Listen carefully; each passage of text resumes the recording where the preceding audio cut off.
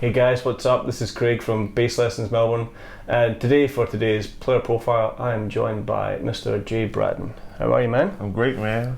Great, man. Pleasure to be here. You too. It's great. I really appreciate you coming out. Absolutely, man. You know, appreciate being here. Early on a Saturday morning. Right. It's tough. So you're in town with Eric Roberson. Yep. Is it Roberson or Roberson? Roberson. Yeah. Okay. Like Robertson, but missing a couple of letters. Right. The announcer's been getting that wrong every night. Like Roberson, like like, every night he gets wrong, but it's cool. Yeah. Been a good week so far? Yeah, it's been a great week. Real chill. Cool. Yeah. And you've been playing with Eric for a while? Yeah. So, I don't remember when I first started, but I played for him for like 5 years. Then was off for like 3 years. I went on tour with another artist, and he just had another bass player when I got back. So then that bass player ended up moving along. So now I'm back. I'm back, and I've been with him another 3, going maybe on 4 years. Okay. Now. Yeah. Is that similar with the rest of the guys in the band as well? Yeah, somewhat. Yeah. We've just got a new another drummer. Okay. It's the newest drummer, but he plays with me all the time as a drummer, so it's comfortable for me. Yeah, very comfortable. And whereabouts did you kind of grow up and stuff? I grew up in Delaware. Okay. Selbyville, Delaware. For some reason I think Delaware is Texas. But I don't know. But it's not, right? No. It's so it's like Philadelphia. Yeah, Philadelphia. Like so it's like East Coast. Yeah. North. North. Yeah. East Coast. Yeah.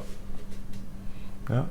So and you're still there? Yeah, well, I live in Newcastle, Delaware now, which is even closer to Philadelphia. Yeah, it's like 20 minutes away from Philadelphia. Okay. Yeah, it's like I know Philly's like you might not know Delaware is, but people know where Philadelphia is a lot. Yeah. Always musical? Yeah, I grew up in a musical family, like musical through the church kind of thing. Yeah, my mom sung. My dad played bass. Trustee at the church, choir director at the church. Your dad played bass? Yeah, and the bass player for the church. He was like he had a lot of hats. So right. Yeah. So you just kind of, how often are you at church? Is it like a once a week thing or? Yeah, Growing up, you mean, or now? Yeah, like growing up. Man, maybe 3 times a week. Right. 3 times a week. And twice on Sundays, half the time. Twice on Sundays. Right. Sunday He's morning, like, then. Mom. Right. Then like, I always had to have afternoon service, 4 o'clock afternoon service. Yeah, man. I just kind of grew up in that type of atmosphere. Musical church, like quite musical. Yeah, very musical. My like I said, my dad was like head of like all the like music, a lot of the musical stuff that went on in the church. It was like because of my dad, well, not because of my dad, but he was like in charge of it. So yeah, just seeing that side of it, and just seeing just how it operates was nice. Yeah. And so did you start off in the bass? No, I started off on drums, as many of us probably, a lot of people. Because as a kid, it's the most exciting thing, right? Right, yeah. And especially in church, there's a lot of like drum action. And opportunities, like, oh, it's offering? Yes. It was like, yeah, no. Right. Yeah. So that was kind of, and you still play a bit of drums, right? Yeah. I mean, I heard that track. Yeah. Yeah, man. That's still my first love. Still, yeah, I don't think it'll ever not be. Do you do gigs and stuff on drums these days? No, no. I play at church here and there, but no, not really. Yeah. So, what made you shift from drums to bass? So, I started off on drums, then I went to keys. I started playing keys, and kind of I liked it. And but that, I guess that spot was always occupied because my older cousin was phenomenal at it. So I never felt like I had to I always just wanted to connect with him in different ways, like instead of the piano again. So yeah, drums was the first way, and then I started playing keys because I liked what he was doing, and so I would chill with him sometimes. And then I found myself, like I said, I was telling you earlier, I found myself playing bass synth at a conference, church conference, and I was young. I was very young, but I just ended up being the bass player, synth player for that conference. Was there a bass player as well? No, I was the bass player. Yeah, just but I guess that kind of harkens back to the old, the organ pedals day kind of thing. Yeah. I mean, I guess that was a fact. Well, my dad wasn't at this conference because he would normally be the bass player. Actually, yeah. My dad would normally be the bass player, but for some reason he wasn't at this particular one, and I just ended up playing key bass, in his place. And for some reason, man, I don't know what happened till this day. With the keyboard just didn't work anymore, and so it was nothing there but like a little rusty 4-string in the corner, and I was just like, oh, so who's gonna play bass tonight? So I picked it up, and like I said, man, I fell in love. It was like love at first sight. Like I was like, oh shoot. So it kind of it all made sense. Yeah. The instrument and stuff like that. Absolutely. That's pretty cool. Yeah, it was instant connection type thing. Yeah. So then from there on, you were just like, forget about key bass. I want to play the real deal. Right. Yeah, for a long time, and then I went. Then of course, as my career or as I got older, I started getting back into it, trying to make sure I didn't lose. Yeah. So was your dad like showing you songs and stuff, or?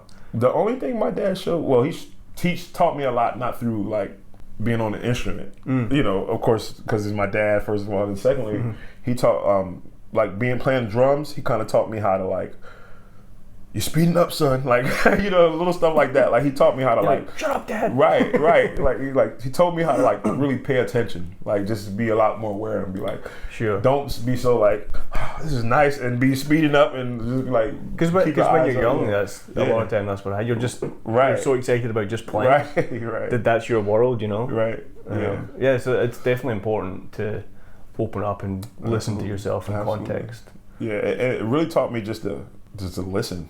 That's important when you're in a band atmosphere. It's very important to just listen to what's going on. How to communicate with the keyboard player, how to communicate, all that stuff. Is teamwork. Right. Teamwork. Right. So no formal lessons or anything? No, no formal anything. Just church, literally. Wow. Yeah. I grew up in my home church, Calvary Pentecostal Church, Bishopville, Maryland. The praise and worship was what they call it now. It was just anybody in the audience could sing whatever song in whatever key, and just sing it. So us as musicians, we had to kind of be like, oh, cool, in whatever key that person felt like singing in that day. Just right up. So that was to me the best education I could have ever got. Yeah. You know what I mean? Just because. And I'm guessing you're kind of surrounded by players who are kind of somewhat up there as well. That like my cousin, my family. It was all my family. It was my uncle. My uncle was the guitar player. His son, my cousin, that I was just telling you about, keyboard player was the keyboard player. My dad was the bassist, and later on, when I got older, I was a drummer. So we all used to be the band for the church. Just my cousin, and my. So that's a pretty kind of safe environment, I guess. To grow and try and develop your stuff. Yeah. So when you did kind of start to get more into the bass, who were the guys that you were kind of checking out and listening to? I have to first start off, but of course my dad. Just my dad, of course, first. Then I started listening to like Tye Tribbett. I got introduced to Tye Tribbett, and his brother Tye Tribbett was starting to. He was just a local band at the time. Of course, he's a big gospel artist now, but at the time he was just a local.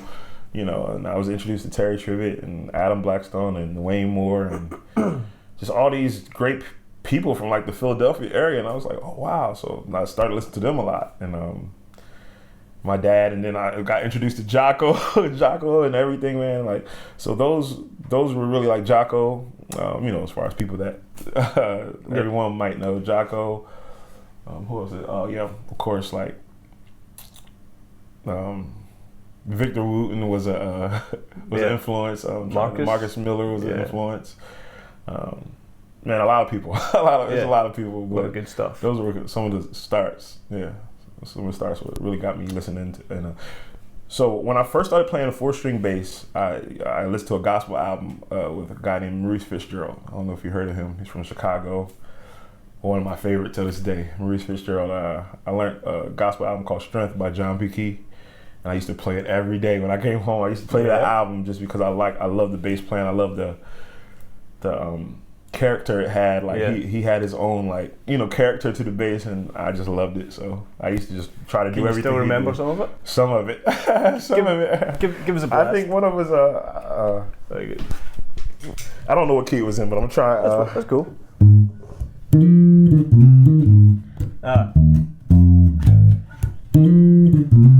Just like something like that. And that's just, I don't remember the whole thing exactly, but it had that vibe on it, yeah. So that was like character to me. That was like, oh man, I can hear the bass player, that meant something to me, like just because that line, like you could, you can modify that and use it in 1,000 different situations. Right. That kind of major pentatonic stuff. Yeah. Yeah, man. Yeah. Yeah. So when did you kind of start gigging and breaking out of the kind of church gospel scene? Well, I got my first call. Well, like I said, church was basically all the training I ever got for anything. So, leaving from church, the first call I got was overseas to do a gospel choir in Germany. So that was like my first ever anything. Yeah. It was a gospel choir overseas, Switzerland and Germany. German choir or coming from the States? No, coming from the States. They did like a tour. 2-month tour over there. Nice. No, it was 2 weeks maybe. I don't know. I don't remember. It's so long ago. But it was a certain amount of time, overseas, and it was like, oh wow, so. Was that kind of eye-opening? Yeah, it was. I mean, that was my first time ever even experiencing a different country or even thinking about it. Yeah. And you don't speak German? No. Still don't. So if I go today, I'll still be like, oh. Nine. Right. But it's a cool place, like Germany, Switzerland, that area. It's, very nice. I did some tours over there as well, and everything was always like, it's kind of stereotypical, but in my experience it's true. Like, it's always well set up, well run, things just are the way it should be. Right. Clean, yeah, I like it. Cool. So you're like, is that when you kind of started to think, did you have a job, or were you thinking like, maybe I could do this full time? I mean, I would have a job. I would every once in a while, like when I'm home, when I'm not doing those things, I would be home like, man, I want a job. No, I don't. I never wanted a job, but I needed to make money at some point. So I always would try to like get a job, and I'd never keep one, man. Yeah. I just could never. I just knew it wasn't in me to. Because nothing's as good as this, right? It was nothing in like, even before I knew like this was what I wanted to do, was gonna do, like, or it was gonna be a career like that. I just knew the job wasn't. The job wasn't. So Yeah, man, I could never keep one. I would try though. I would try, but just like hospitality stuff, or like Man, a couple of things. I used to work at fast food. I worked at McDonald's or Arby's, some health club one time. I worked at Home Depot. Like, I would just try to make it work because I needed to make ends meet. I also think it's good for people to do those jobs because you appreciate. When you go into these places and you're getting service or whatever, you're trying to find the wrench that you need. Right. Like I think you have a better understanding of the people who are working there. Definitely. And maybe a bit more respect. Yeah. Because sometimes I think sometimes people can treat the people in the service industry and stuff not quite as how they should be. Right. For whatever reasons, and plus. It makes you appreciate this much more, right? When you're not having to flip burgers for $2 an hour, whatever. Definitely, you're like, definitely playing bass, and right. I'm glad I don't have to do that. Yeah, man, it's a complete different world. Different world. Yeah. So then, you kind of went, all right, I'm gonna have to make music and bass I'm gonna have to make that my thing. Like I said, man, luckily, just falling into like the right, just knowing some people, man. Like I was telling you earlier, and this is not to be modest at all, but I was never the so good that I was like, I would get called for this. It wasn't because I was, I'm not saying I wasn't good or whatever, but like I was never that, oh my gosh, he's just going to be amazing when he could. Yeah. It was never that. I knew a lot of people and I could do what I could do, but like Tye or whatever. Yeah, right. Like I just, met a lot of people, man, that just were already in positions and they ended up being my friends. So I ended up being connected with, that's how life happens sometimes. Yeah. I mean, it is interesting, the proliferation of church and gospel players in today's modern pop music scene. Right. Like, I mean, you're saying Adam Blackstone, like, yeah, man. He's got some of the biggest gigs in the world, right? Justin Timberlake, and right, man. He's a phenomenal person, man. Phenomenal bass player. Yeah. Adam Goucher. Oh yeah. Shaka Khan and Prince. Right. Right. So, I mean, there's definitely something in that church education that serves you well for absolutely for doing the non-church gigs. You know what I mean? Like I said, I think just the awareness alone. Just being aware of like atmospheres and being aware of like feelings, like when something's supposed to be soft, you learn that in church. You know what I mean? You learn like, okay, this is a soft song, I should play like a little. You just like little stuff like that. It just comes automatically. So when you get on like a stage like that and the artist feels like he wants to feel like a certain mood, you kind of get it a little bit. You already have like a advantage because you understand feeling and just by playing church, that makes sense. Yeah, man. Yeah. I mean, not saying that people don't grow up in that, because of course everybody can sense it, but yeah, I guess that's our view on that. Yeah. I guess you can say And Philly's pretty well known as a bit of a music city as well. So were you going out and checking gigs and clubs and stuff around town? When I first moved in that area, I would almost every chance I got, I would be out there. Not even to play half the time. Sometimes I would be playing, but sometimes I just wanted to, hear, wanted to, do. And I mean, it's a pretty well-known kind of funk, hip-hop scene. Would that be right? And jazz even now. Jazz. Yeah. It's a nice jazz scene there. Yeah. Matter of fact, I have a jazz band. His trumpet player in Eric's band has a jazz band. His band is amazing, man. Yeah. I mean, what kind of jazz are we talking about here? So mine is like more like fusion-y type of grooves. Yeah, grooves, fusion, and I'm influenced by Jimmy Haslip and the Yellow Jackets all day. So I love those. I have a song called Blue Jackets. One of the songs called Blue Jackets. And none of that stuff is recorded, but something else I have to put out at some point. But Blue Jackets. Yeah. So you kind of playing melodies on the bass? Or not really. A lot of it's just music. Music. I approach music not a lot of times when I approach music, I guess in my career, I don't think it much from a bass perspective. Okay. Just because I guess because I play drums and play keys, I always seen it as a picture. Like and more of like kind of fits in the middle. Yeah, like so. I mean, and as a bass player, I hear grooves. That's all. But like when I think music, I think I just think across the. So that's just how I think, you know. Yeah. Yeah. So, how old were you, kind of, when you were doing the after the Germany gospel thing? How old was I? I think I was like 17, maybe. It's pretty young. Yeah, 17. Yeah. 17, 18. I might have been, 18, 19 maybe. I think I'd graduated high school at least by then. Yeah. Okay.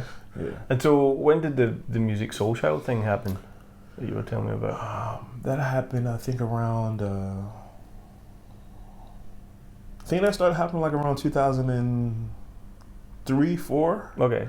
Around that time. So a couple of years later? Yeah. And I got graduated in 2002. And a couple years later. You graduated? Yeah. So you studied? No, high school. High school. Just regular high school.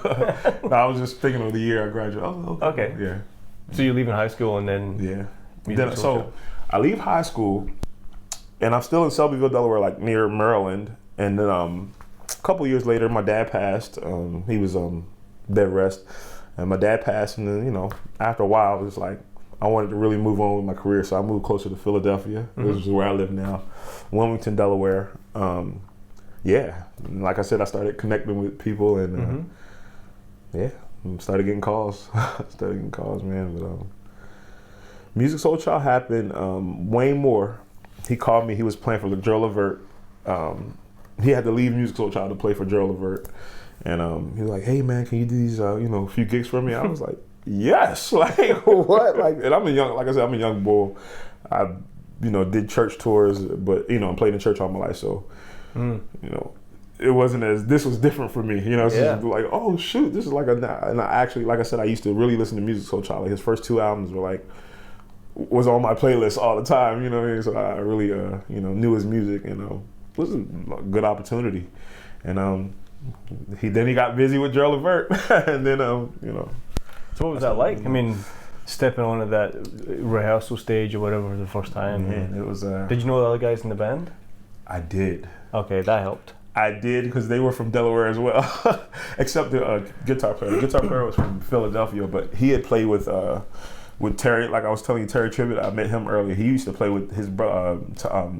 Tye Tribbett's band back in the day. Right. So the guitar player, he wasn't even in church like that, but he used to play with them. So I just knew him from then, and then so playing with him, he was like, oh man, this is nice, just playing with some cats I looked up to at the moment, and I still do look up to him. But just coming into that scene and just with people I knew and looked up to, it was nice. It was very nice. So you're going on tour or kind of local dates? Like what was the vibe? I did one. Did I do a tour with him? I don't know if we toured. I think it was just a lot of spot dates. Yeah. And so just that's the thing. Like, I mean, I got involved in a lot of stuff here in a similar way. It's just like a bass player that can't do a gig, and you go, "Hey man, can you do the gig?" Right. And you're like, "Yes, thank you." Right. And then once you get your foot in that door, right, you meet other doors. Kind of just seem to open, right? Absolutely. Absolutely. But it's like, if it wasn't for that guy thinking of you and giving you the gig, things could be really different. Right, man. The way life happens and just things happen, man, it's amazing. It's amazing how things happen, and just how quick things can change in a person's life just by calling them. But like, hey, can you do this? That can change your whole life. It's crazy how quick it can happen, man. It's amazing. And then and then sometimes you get those calls and you can't do the gig, and those are the ones you're like, oh. Right. But I think it's okay, to be busy. Yeah. If people say I can't do the gig, I'm already committed to whatever. I don't think that's going to rule you out from ever getting that gig again. It's just like we all got to work. Right. Absolutely.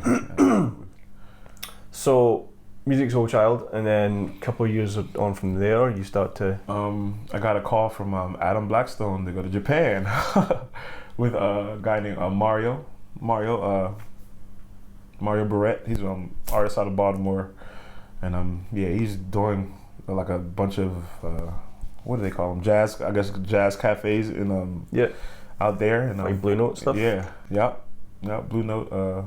I forget the other venue. It was a certain venue. I can't think of the name right now, but I got called for that, and Well, actually, the way I met Adam Blackstone is from a church conference, another church conference. He got booked for the conference, and he had to leave out on the road with the artist the last 2 days of the He played the first two, and I played the last two, and he was. Those are some big shoes to fill. Right, and he didn't even know me. I got suggested to him. He had never heard me before. You got some nice friends, right? Yeah, he was like, man, I heard you. You know, you're a nice man. You know, up and coming or whatever. He's like, oh man, I got these two nights at the conference was called Praise Power in Wilmington, Delaware. Well, church was in Wilmington, Delaware, but it was Philadelphia. He's like, I can't do the second two nights. Can you do the second two? I was like, yes, and to me it was like, oh, I get to meet this guy, this guy that's, this amazing bass player I've always, heard of and, wanted to meet. I got to meet him. So I came to his last night, met him, and, just kind of seeing how the service, what I needed to be there for and what I needed to do, because it was local. It was a local thing. And he left, and then I ended up doing the conference, and that's the way he heard. He called me later on and was like, hey man, I heard you did good on the conference, man. I'll be in contact. The next call was that Japan call. It was a Mario call. I was like, wow, that's crazy. So that's the thing. If you do get the opportunity, don't mess it up. Right. Be that's important too. Do your homework. That's very important. Yeah, because it's that guy's reputation on the line, right, as much as yours. You know, because it's like you don't want to recommend somebody for a gig, right? And then you turn up the next week and you go, hey man, how was whatever Johnny? And the guys in the band are like, right. You feel bad. So always do your homework. Yeah. It's important, very important. What are some of the things you took away from watching Adam? Man, so every time I'm around him, I take something from. I mean, whether. And I take what I can from. I don't take everything, but if I feel like this is a lesson I should learn, I really take it from him. But yeah, man, his example in many ways, man. He's actually a very good example. The first bass playing, phenomenal. He could just play bass. That's just. I think the people forget that part, because he's such a big. He could really play the bass guitar. That's number one. And then I guess seeing him really operate in the way he musical directs, because I do that as well. I musical direct. I work with artists, produce. Mm-hmm. So just seeing him interact, being in the same room with him and seeing him interact and do what he does, it's kind of dull. I'm a sit back and watch and I learn from that. I don't need I need you need experience, but I learned from just those one moments, just being in there okay, so that's how I handle that. Okay, just little stuff like that. I really took in and really learned, man. Playing the notes is only 50% of the gig. Right. So I was looking at everything else at the time, oh man, so that's how you talk to the artist. Just little everything, man. I took everything. So anytime I'm in a room with anybody I look up to, even in here, man, I'm learning things with you today. That's the beauty of life, man. But anytime I'm around him, I learned something, whether it be like I said, it could be something small, but one of the biggest things I think I learned from him is I was doing a gig for him, and this is a lesson learned. Okay. I did a gig for him, and so we were rehearsing all week. All week we were rehearsing, and it was a Smokey Robinson tribute, actually. And we're rehearsing all week. Night's going well. I'm playing two P basses. I'm loving it. I'm thinking about my dad. This is nice, Good. So we didn't rehearse one song. So the day of, he flies in hey, I might play the first couple songs, and we didn't rehearse one song, and I didn't prepare for it either. The one song we did, because I'm thinking, the week of rehearsals we'll go over all the tunes that we need to go over. That makes sense. And the one we didn't get over, so I was thinking okay, we'll run it at some point. Yeah. So the day of the show, we get there, and this is minor. This is minor, but it's a lesson learned. So I was playing. I forget the song, but it was a Smokey Robinson, something he produced or sung on. And I was playing it, and I wasn't holding the note. I was doing short notes instead of long notes. Something really minor, but was big. Because, back in the day, those bass lines are So it was something small like that. And he was like, nah, that's a long note. And so that's all I needed to hear, because I'm like, thank you. taught me to pay attention to detail. Number one, you know, like I said, just being aware with stuff, paying attention to detail, and just kind of, you know, just being awoke, just being awake to like stuff, man. Like that taught me a lot, you know. Note length really affects the groove. Right. You know? Right. Like if you're playing staccato when it should be potatoes, right, then that's a different song. Exactly. Exactly. And I think that's maybe one thing that a lot of guys miss out on is like, it's not always the notes that you play, but it's how you play those notes. Right. You know? Right. And it's important, like, you listen to like Chic records like Bernard Edwards and stuff, right. Like his note length and placement is what makes those stuff so funky. Right. You know, because he's not playing over the snare, or, you know, he's maybe playing after the kick drum and stuff like that, but it all has to fit in. It's like a big jigsaw puzzle, you know? Right. You don't want to step on other people's toes too much. That stuff's important, man. Yeah. That's very important. Yeah. So then, you played with Drake for a bit as well? Yeah. Played for Drake, what years were those? Maybe like 2011 to 2013, 14? Okay. Yeah. So when he was kind of...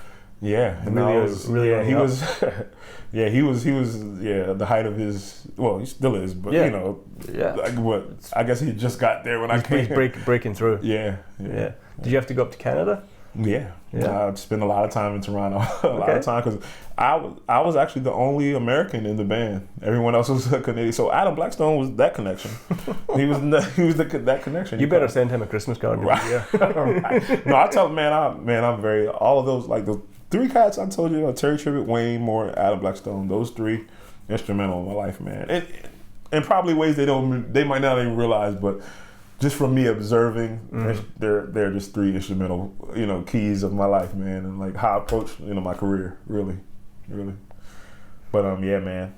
Adam called me one day. Like I said, another call. He was like, "Hey, man, can you Again, it was a sub call. It wasn't like, "Hey, can you do this tour?" or can you do this? It was a award show. My first gig with Drake was an award show. I was nervous actually. In Canada? Yeah. Was it the Bell Awards? No, it was in New York. Oh, New York. It was in New York, but you know, we rehearsed in Canada Toronto. and everything. Do you like Toronto? Yeah, I love it. It's nice and clean, nice and good food again. Yeah. Did you get some poutine? Yeah, all the time. I went to a certain spot. A certain spot they would take me to, and I would keep going there because it was like the best poutine. It was nice. I forget what it's called. If you don't know what poutine is, you gotta look it up. All right. Yeah. It's good. It's good. They have some in the States too, at some places, but yeah. You know, not the same. Not the same. You gotta get that squeaky cheese. Right. Right. So, I mean, those are going to be some big shows with Drake, right? Yeah. And mixture of key bass and real bass. I mean, what's the ratio there? 30% real bass. 70% key bass. Yeah. Okay. Yeah. Just that was just the vibe. Yeah. For that particular gig. Yeah.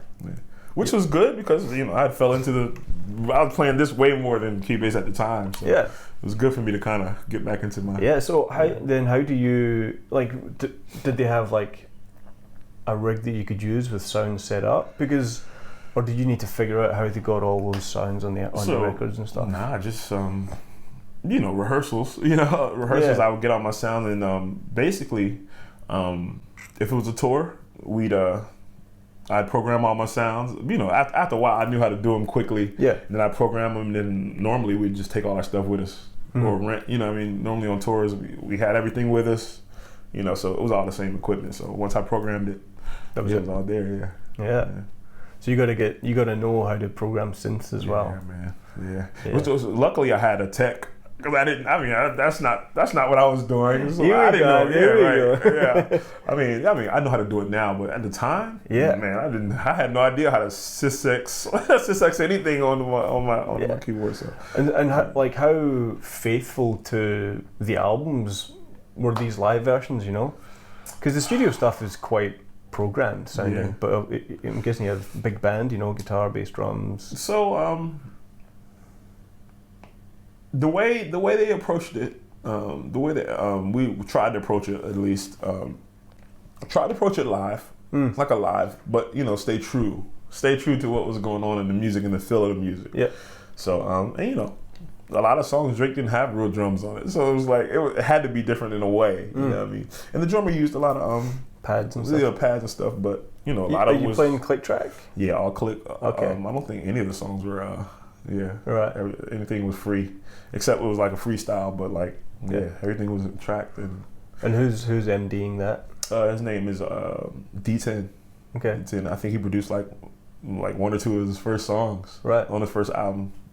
I'm not sure how many, but yeah. So. And what was Drake like to work with? Musical? Great, man. Yeah. It was a great experience. He's like again, man. Like these people are just like us. They're not they're cool, man. Like very cool. And I look at them in a way like, and understanding like, hey, they have to be somewhat, they don't get privileges that we do, but. Even though they do get privileges, they don't get the same privilege. Like they can't go to grocery store. Like he can't just walk in the market and be like, I just want some. He doesn't get that privilege anymore. I mean, he can, very much, but he couldn't do it anywhere. You know what I mean? So kind of you lose a lot of freedom when you're. So that alone changes you as a person because a lot of regular things aren't so regular to you anymore. True. So outside of those things, like man, they're just like they're just like us. Cool people down to earth. I've actually never worked with a jerk. I've heard about people that work with jerks, but I've never. That's good. I mean, I mean, you hear the stories about Prince. I mean, he lived in his own world. Right. Built his own world, Paisley Park and stuff, and just. If you wanted to play ping pong at 3 o'clock in the morning, you went and played ping pong at 3 o'clock in the morning, kind of thing. That's dope. Because he's not going to be walking around. Well, I mean, I guess maybe he did a bit when he was Jehovah's Witness, knocking on doors. Wow. Give him a minute. Watchtower magazines. And you were saying in the car on the way over that you were checked out some Prince and a bit of a fan. Yeah, man. Yeah, like I said, I've always loved this funk, but I started getting into the rest later. Yeah, and like Rhonda Smith and John Blackwell. Yeah, rest in peace. Right. Yeah, that was some funky stuff. Right, man. Yeah. When was the last time you were out in Australia? Around 2015, 16. Okay. One of those, definitely. But I was out here with Mark Ronson. Cool. Tame Impala was with us. Yeah, right. Yeah, it was nice. And Mark Ronson, how did you? I mean, what was the connection for that? Weirdly enough, I mean, of course, someone had to suggest me, and I'm not sure. I don't know if that was Adam or not. Still to this day, I don't know how he even heard my name, but he said he looked me up on YouTube and he seen a clip of me at church. This is Mark Ronson. This is a conversation we had during rehearsals. Yeah, this is a conversation me and Mark Ronson had. He's like, I looked you up on YouTube. Me playing at church, literally, and he was like, oh yeah, that's the guy. I was like, oh wow. Like if I look at the video, I think it's regular. I think it's super regular, but he was like, man, that's the guy I want. I was like, oh cool. Like, so this is him telling me the story, and I'm like, wow, that's crazy. So again, I don't think he just automatically just came across me. So somebody probably and then he looked me up. So that was a crazy story. That's it. I mean, you kind of have to have some kind of online presence these days, right? Because people aren't always going to be able to come and see you play or whatever, or just take somebody's recommendation at face value. They're going to go, what's his name? Right. Plug it into YouTube or Google and find out. Right. We're done. Yeah, that's why. I'm inspired. Inspired by what you do, man. Really. It's the future. Right. Exactly. Exactly. But it's such a great day and age that we can share your story and share knowledge and stuff like that and connect with people. Absolutely. In a great way. So the Mark Ronson thing, was that just for Australia, or was that kind of a bit of a world thing? We were rehearsing for what's the big festival out there? Was it Soundwave? No, not Soundwave. Why can I think of that festival? It's in the UK. Glastonbury. Glastonbury. You played Glastonbury? Yeah, we played Glastonbury. Pyramid Stage. Yeah. I think that's somewhere on YouTube too, somewhere. But we rehearsed 2 months for Glastonbury. 2 months. Yeah, well, for all the festivals we were doing, but really his in his mind it was Glastonbury. He had to be the right one. So we rehearsed 2 months. He moved me out there, got me an apartment. And, to the UK. Yeah, in London. Yep. We rehearsed, had a few days off. Was it a global band? No. No, me and the horns. The horns were American, I was American. Everybody else was British? Yeah, British, yeah. Is this Uptown Funk era? Uptown Funk era. Yeah, that whole album. Right. And a few of his old ones, yeah. Yeah. So I never got to meet Bruno yet. Bruno didn't do any of the shows with us at the time. But we had Mary J. Blige, we had George Clinton. We had a few people that came, but I didn't get to meet Bruno yet. What's it like stepping out on stage in Glastonbury? I mean, that's just an iconic gig. It was amazing. It was amazing. Like, just I've always like looked up YouTube clips, of course, of just like Glastonbury, and it's like, wow, this is nice. I said, of course, as a musician, I wanted to play it. I wanted to play that one year, so to get the call and have the opportunity was amazing. Was it nighttime or daytime? It was daytime into night. Our show literally was like this, and then turned. That's the best. By that last song, because you get to see the sea of people. It was crazy, man. And then the lights really kick in. It was crazy. It was amazing. And just after 2 months of rehearsal, it wasn't like I was nervous or anything. I was ready. Like it was. It was nice. You should be. It was nice. 2 months. Right. But I mean, still, it'd be very easy to be. Like when you get in that situation for just to lose your concentration or whatever, so you got to stay focused, right? Right, yeah, that's important. That's one thing that I still struggle with is just staying in the moment and focusing on what I got to do, not being distracted by what the drummer's doing or who's in the front row, whatever. Like, how do you what's your kind of gig brain? Man, I think we all go through it because I find myself doing that exact same thing here, sometimes. But when it's time, I really to just lock in, it's just I think my body's just used, at this point, I guess it's just like a lock-in moment where, okay, it's time. Cool. Showtime, versus lounging or playing at a jam, it's a little different, but I guess you get your showtime. Did you have choreographed dance moves as well? I didn't, but I move anyway. Yeah, that's just part of it. Yeah, so he loved that. He loved the fact that if I'm playing, I'm like, that's just getting into it. That's just how yeah. And in yours, I'm guessing. Yeah, in yours, tracks. Well, we didn't do everything with track. But we did a lot, mostly with track. Some, like maybe 1 or 2 songs were like live too. Yeah, cool. It was nice. Wow. Yeah, we did came out here. We did Melbourne. We did Sydney. A few spots out here. It was nice. And like I said, the Triple J. Yeah, we did 2 songs there. That was nice. It got a good. I'll try and put links for that in the description of the video and stuff. Check that out. Yeah. So was that a cover and an original, or a cover and original? So we did one of the songs from his albums.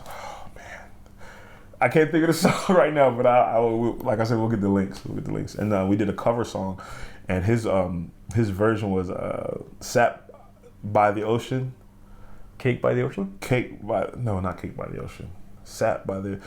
We'll look it up. Okay. But he did a Stevie Wonder version of that song, and I played Moog bass on it.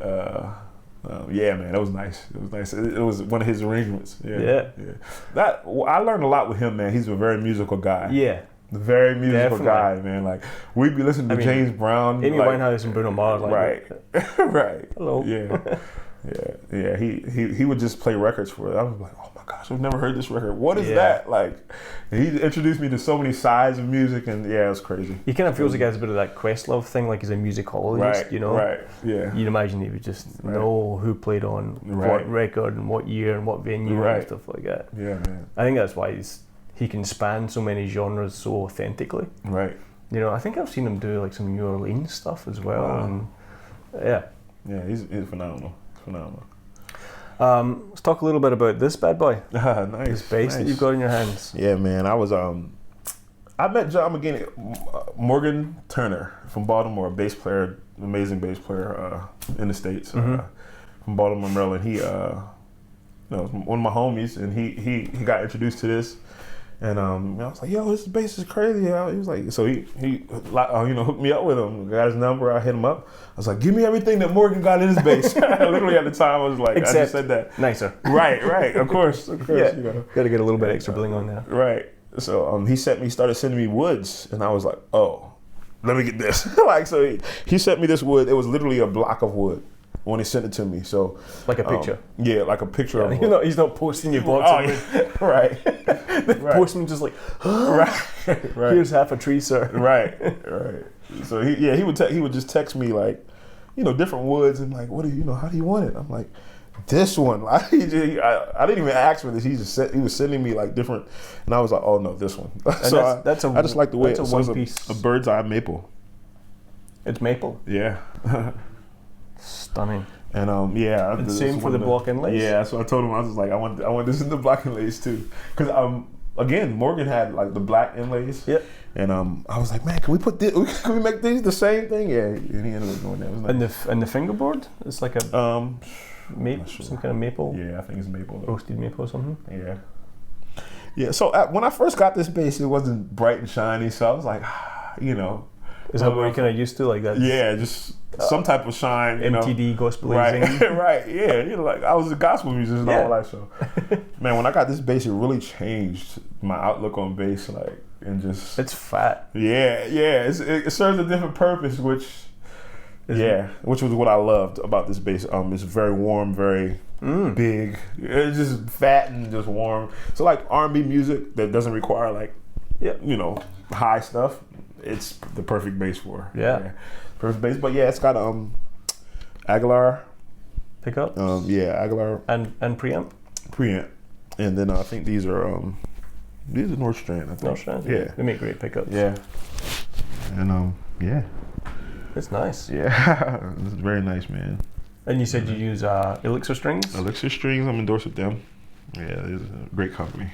And they're so what really, I've been endorsed with a couple string companies, but what really stood out for them is their strings last a long time. Yeah. And I didn't have to change my strings so much, and I was like, oh, and they sound good. So when I first, my hands had to get used to the, how they feel. But after that, it was worth it to me because like. So like, how old are these strings, you reckon? Fairly new. Fairly new because I just, it was actually starting to, my action was too high, and some intonation. I had some intonation, so I just got it like redone before I came out here. Yeah. Do you do that yourself, or you do that again? I don't even know how. And I'm gonna learn. You can change your strings though, right? Yeah, I change my strings. But I have a young guy in the States, man. His name is Joel Eldridge. Man, he's phenomenal with basses and just taking things apart and putting them back together. He's one of those guys. Everybody needs a guy, a friend like that. Right. You go, hey man, can you make this work? Right. So he's been that guy in my life, literally with even my acoustic now. Yeah. Any guitar area or anything need fixed, he's my first call. Yeah. So can we hear a couple of different tones Absolutely. On this guy? Let's see what it is. So I think I used this. No, I didn't use it on my. This is one of the songs on my album. I'll just play it. Yeah.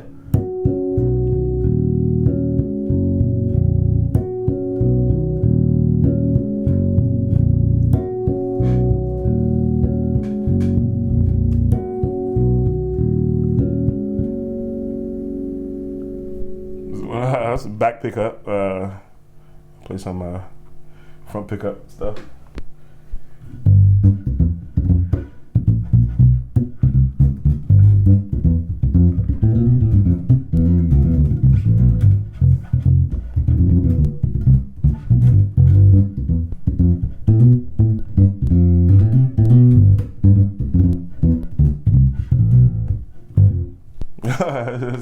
That's one, and then regular in the middle. Is that generally where you have it, in the middle? Yeah, like especially like the Eric Roberson gig is normally straight. Yeah. What's one of his songs? Oh yeah.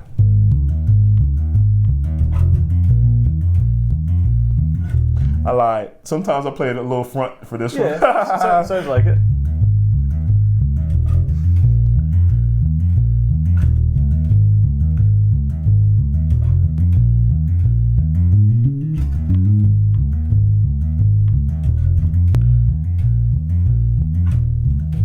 That's one of his songs, man. Yeah. This bass, man. Once I realized what I could use it for and really use it to the advantage. Almost everything, right? Yeah. Did you use this for the Mark Ronson stuff? Yeah. And at the time I didn't have a bright bass at the time when I was playing for him, so I was playing this. Surely this can go bright. Oh yeah, no, it can go, but you know that slap I'm talking about where that 12K. Yeah, right. Right. So it worked, but I wanted that 12K, that treble above the treble. Right. So but yeah, I used to play this on Uptown Funk. But like I said, I wish I had something for that song especially. I wish I had something a little brighter because really? The record was bright. Is it all slapped or? Yeah, well, yeah, pretty much. Except the sure. Yeah, that little walkout, but yeah. I think there's all those. I forgot all the specific things that we used to do. Yeah. And then all those like fills at the end of the chorus and stuff. Yeah, man. That stuff was important. Like he wanted that. Yeah. He wanted that stuff, so it was like that's cool. Yeah. I definitely get the impression that nothing on that is by accident. Right. Everything's intentional. Yeah. And is it Jamario? Jamario. Phenomenal. Another phenomenal one, yeah. And he's spinning around top of his head and stuff like that. Right. Yeah, he's phenomenal, man. That's cool. Any pedals and stuff that you generally use? Or? Yes. Drake, being with Drake, so I got endorsed with Warwick before Drake Day. So like with Musiq Soulchild, with my Musiq Soulchild and Mario credentials at the time, I got endorsed with Warwick. And Warwick gave me I was the first company that really like looked me out, like gave me 100%. And that's another dude, the guy Wayne Moore. He's with Warwick, and he kind of introduced me to them as well. And they gave me 100% endorsement. So I got a lot of stuff from them, like speakers, amps, and one bass guitar. So they're like the first person that. So when I actually made my first appearance at NAMM, I was leaving on tour with Drake. So it kind of just fell into my lap. Right. With some things. So out there I met MXR pedals. And so they met them there, got the contact. I'm like, yeah, we're leaving on tour next week with Drake. So it was pretty big at the moment. And so I kept in contact with a lot of people and actually got a lot of endorsements off of it. So they ended up sending me a fuzz pedal, an octave pedal, and a wah pedal, and a compression pedal. Cool. And that was kind of like my little board. I had like a little board, on stage for that tour. One of the MXR pedals have this guy. Oh, nice. It's like a DI. Yeah, I've seen him before. So it's like a clean preamp.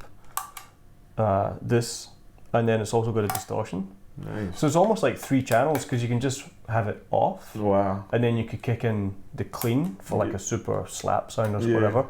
And then you could kick in the distortion. Nice.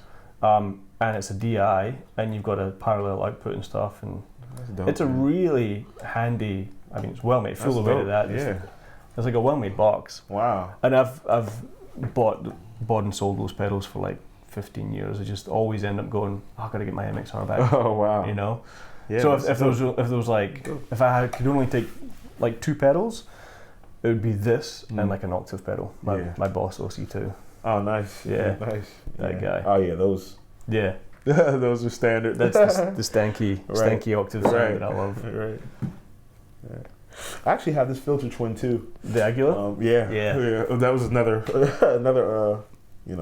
when I was with them for a little bit. Yeah, right. And then rig wise, on the road, GK. Yeah. GK. I use a Fusion 550. Nice. And the Neo 412. The Neo 412. Cool. Or the 2 410s, whatever is available. Cool. Yeah. And on my rider is a Moog, and whatever bass is required for that gig. Yeah. And, it's basically how I roll. And you don't have a P bass? I want one. Get out. Right though. Like you need one of those, man. Those are special. Yeah, you got to find the right one. Right. Has to speak to you. Right. Like Excalibur. Right. And probably tell us a little bit about your solo stuff that you're working on and have done in the past. So like I said, I've been into music all my life. I've been, I've even produced people all my life. So I was like, man, I want to put out this in my mind. I'm telling you how I was thinking in my mind. I want to put out this production thing, I wanted to display my production in a way. And at the time, I had original songs, but I had an idea to do hymns, that just would end up being. So, I would just make my own versions. My own versions of those hymns, and my album's called Hymns My Way, by the way, because they're my way. They're hymns, and should have called it My Way or the Hymn Way. Right, the hymn way, the Heim Way. right. So basically that album was not because I wanted to do these hymns my way, but it was really just to, in my mind, like I said, it was to just display my production and how I thought as a person, and my variety of how I listen to things, and that's really why I did it. So it's it's a pretty broad. Yeah, it's got a, gospel, but it's still got a broad, like I got a country song on there. Cool. Got some smooth jazz song on there, even. Bit of 12K. Right, and I got some soft stuff, man. It's bit of rock. Yeah, no. Okay. Not on that one, not on this one. But coming up. Yes, rock, funk, and soft. It's gonna be a lot. It's gonna be a whole different. This new stuff, man, is it's just different. It's just different. Yeah. And where can people find that? All my music is on iTunes. A lot of the musical outlets. Online outlets. They're pretty much on all of them. Spotify. Do you have your own website or something? Not yet. I'm working on it. Okay. I'm working on it. My website. I'm literally working on it as we throughout the weeks. Cool. Still trying to finish it. And I'll be launching some things. Actually, I'm starting a email market soon. So okay. Yeah. Subscribe. Yeah. Definitely, man. Stuff like that, man. Have you checked out Bandcamp? No. Definitely check out Bandcamp for putting stuff, because you get a great deal as an artist, way better than iTunes. Okay. And you can sell, if you want to sell physical CDs, you can as well, and you can name your price.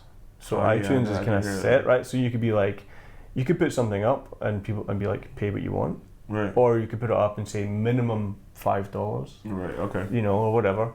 And the great thing is anybody that buys it, you get their email address, unlike iTunes. So if you're talking about starting an email subscription thing, then anybody that, I think that's only fair as an artist. Nowadays, if you're self-producing it and putting it all out there, that you can, a little bonus of getting somebody's email, so you can hit them up and go, hey, I'm going to be in tour in your city, or I've got another album coming out, check it out. Yeah. In my experience, Bandcamp's been the best thing so far. Nice. And if somebody buys an album, you get the money 2 days later. Oh, nice. Yeah. Just straight in your account through PayPal. Oh yeah, I'm gonna look that up today. Yeah. Nice. And you can offer stuff, you can offer package deals, buy two albums and get this EP for free, or nice. It's really customizable however you want to do it. Nice. Okay. You can put videos up there. It can be a real multimedia portal for all your music. Nice. Okay. I'm gonna check that out. That's my tip. I appreciate that. We probably got to wrap it up. Oh, cool, man. Cool. I gotta hit the road and get out to my gig. Yeah, nice. But Jay, it's been a pleasure. It's been an absolute pleasure. It has. It's been great having you around. Absolutely. Monster player. Oh man, I love what you do. I appreciate it, man. I'm Likewise. going to be transcribing all that stuff that you just did. Likewise, man. I appreciate it. And check him out. Instagram, Musiq Boy. Instagram. My name is Musiq Boy 3. MUSIQ BOY 3. And who's Musiq Boy 1 and 2? That's what I want to know. I don't know. So 3, man. I guess it's a spiritual thing. I guess. Yeah, Father, Son, Spirit. I don't know. It's connected with that, I guess. Yeah. Yeah. And you got a Facebook or anything? Yeah, Facebook is J Bratten. But basically anywhere else is Musiq Boy 3, and that's with a Q. MUSIQ BOY 3. Otherwise, it's J Bratten, BRATTEN. Yeah. Cool, man. Yeah. J Bratten, everybody. Yeah, and I have a single out that I put out last year, April. It's called Ordered by You. That's on iTunes, but it's only one song. And I'll be coming out with some new music soon. Yeah. Yeah. Cool. I look forward to it. Yeah, definitely. You got to send me a link as soon as it's done. Absolutely. Cool, man. Absolutely, man. Appreciate it. Absolutely, man. Appreciate it. Take care. Appreciate it, definitely. See you guys. Definitely. Awesome. Nice.